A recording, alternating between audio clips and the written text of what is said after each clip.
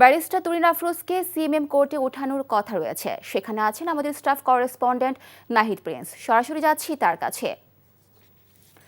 Nahid, barrister Turin আফরোজকে কখন আদালত ওঠানো হবে? তাকে কোন মামলায় গ্রেফতার দেখানো হয়েছে?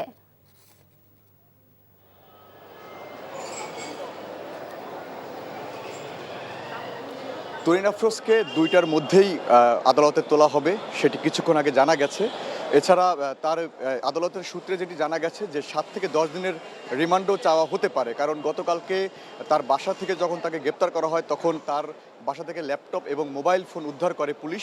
সেখানে সরকার বিরোধী নানা চক্রান্তের তথ্য মিলেছে এবং তথ্য পাওয়া গেছে বলে জানিয়েছে তখনকারী পুলিশ। সেই প্রেক্ষিতে কিন্তু রিমান্ড চাওয়া হতে পারে। এছাড়া তুরিন আফরোজের ভাই যেটি আজকেও আমাদেরকে জানিয়েছেন যে 2017 সালের পর কিন্তু যে তার বাবা মারা যাওয়ার পরে একদম 17 দিনের মাথায় তার মাকে বাসা থেকে বের করে দেওয়া হয়। এই বাসা তার ভাই এবং তার মাকে বাসা থেকে বের করে দেওয়া হয় এবং তার মাকে সেই জামাতের রোকন দাবি করে বিভিন্ন মামলায় তাকে ফাঁসিয়ে সেই জোর করে সেই উত্তরার 3 নম্বর সেক্টরে যে বাসাটি রয়েছে সেটি দখল করে নেওয়া হয়। এগুলোই তিনি বলছিলেন যে সেই বাসা কিন্তু এখনও তিনি পাননি। সেই তুরিন আফরোজের প্রভাব খাটিয়ে তিনি তার ভাইকে আদালতে বারান্দা দেখিয়েছেন, তার মাকেও আদালতে বারান্দা দেখিয়েছেন।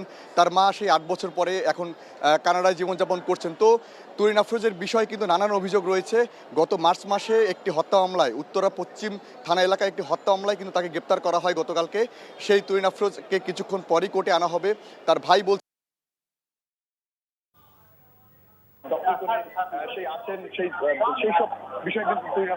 আশা দখল করে সেই সব বিষয়ে কিন্তু তুরিন আফরোজ একাধিক মামলা করেন তার ভাই এবং তার মায়ের বিরুদ্ধে। তার মাও সংগঠন করেছে বিভিন্ন মাধ্যমে, কিন্তু সেই বাসা এবং তার যে বাসায় থাকতেন সেই বাসা কিন্তু এখনও তিনি বুঝিয়ে পাননি।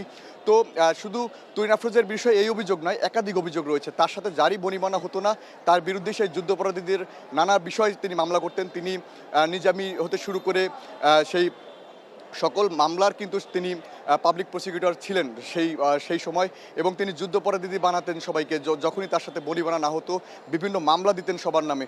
তো নানান অভিযোগের কথাও কিন্তু আমরা শুনছিলাম। তো কোর্ট প্রাঙ্গণে এখন সব কিছু প্রস্তুত রয়েছে। কিছুক্ষণের মধ্যে তাকে কোর্টে আনা হবে বলে আমরা জানতে পেরেছি। তো এই ছিল আমার কাছে কোর্ট প্রাঙ্গণ থেকে সর্বশেষ। সিএমএম কোর্ট থেকে জানছিলাম ব্যারিস্টার তুরিন আফরোজের গ্রেফতারের খবর। বান্ডেল থাকলে প্রতি সেনমানিতে টাকা বাঁচবে। বিকাশ সেনমানি বান্ডিল কিনে জিতুন প্রতি লেনদেনে।